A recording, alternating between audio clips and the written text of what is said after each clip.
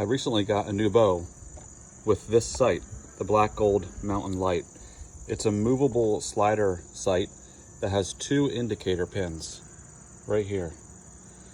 I'll show you 2 different ways that you can use to find the correct sight tape to go on your sight.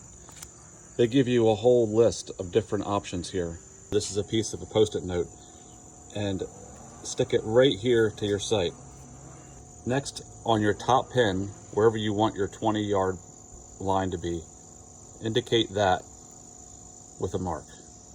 Next, you want to work back to 60 yards and adjust this down using your top pin to hit 60 yards.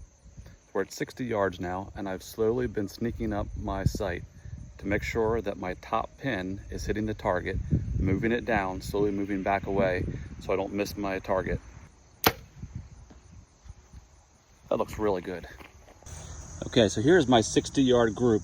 So pretty clearly you can see that I'm a little low. I need to move the sight down just a little bit.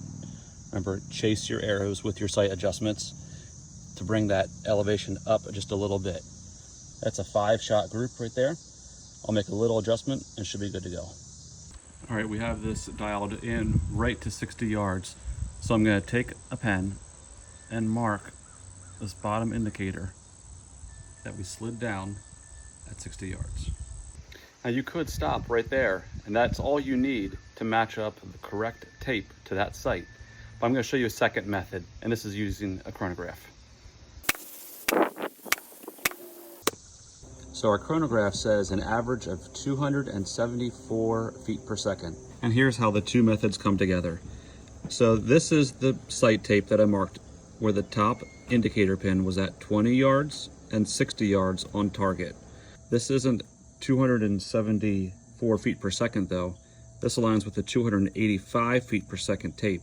So this is why it's nice to have 2 different methods to compare to pick the correct sight tape. So I'm gonna use this indicator method over the chronograph method because I know this is 20 and this is 60 when I dial my pins to those marks. And here's the final step. I installed the sight tape and perfectly aligned the 20-yard pin with the 20-yard hash mark and the 60-yard pin with the 60-yard hash mark.